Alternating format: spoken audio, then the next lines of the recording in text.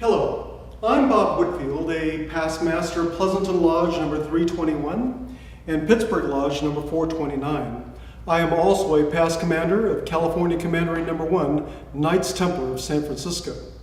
On behalf of all the yorkrite bodies, I thank you for coming, and I hope that you're enjoying our membership event.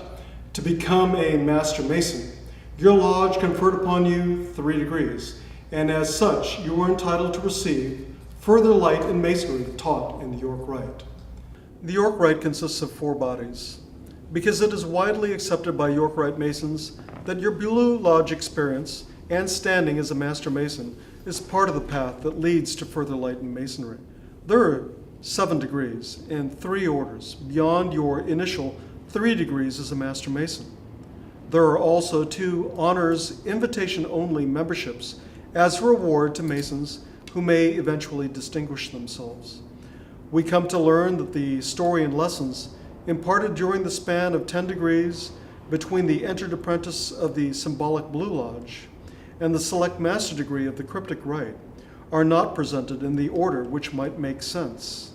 There are 3 bodies within the yorkrite system to which these degrees and orders belong. The Royal Arch, 4 degrees, culminating in the august degree of the Royal Arch. The Cryptic Council, or Royal and Select Masters, 3 degrees, one of which, the third, the Super Excellent Master, is a side degree or is optional. The Knights Templar, or Chivalric Orders. These 3 orders culminate in the Order of the Temple and knighthood into a commandery of Knights Templar.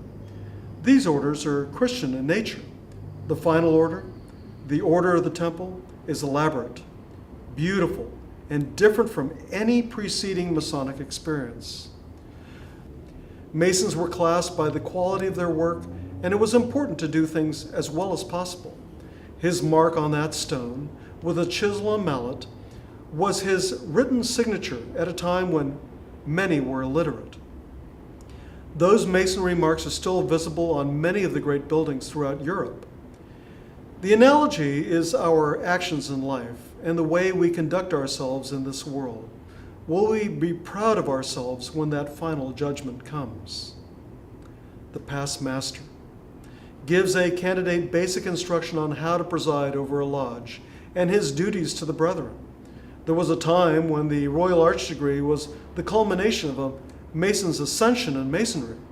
The degrees of Masonry were said to only consist of 3, the Entered Apprentice, the Fellowcraft, and the Master Mason degree, together with the Holy Royal Arch. The Royal Arch degree, however, was only available to those Masons who had the privilege of installation into the Oriental chair, sitting in the East as Master of the Lodge. The Chivalric Orders, or Knight Templar Orders as we know it, is Book 4.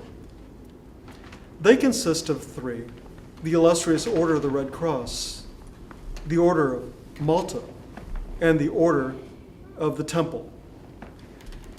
The Illustrious Order of the Red Cross is the initiatory order or degree of the Knight Templar Orders. The second order, the Order of Malta, is sometimes known as the Priory of the Knights of Malta. And the final and most impressive order of Knight Templars is the Order of the Temple. All 3 of these orders are Christian in nature, and Christian Masons should, without any hesitation, pursue these 3 orders. The Order of the Temple, and it is literally one of the most impressive degrees in Masonry. Here we hearken back to all of the characters that we have heard about in Masonry. We learn about Jerusalem. We learn about captivity. We learn about the morality of being a person and what to do and how to share. I would encourage all Christian Masons to take the time to take these chivalric orders, because as we enjoy the Master Mason degree, as we enjoy the Royal Arch degree, as we will enjoy the Royal and Select Master degrees, the Order of the Temple is the culmination on your being knighted as a Knights Templar and enjoying all the privileges that are available to you within knighthood.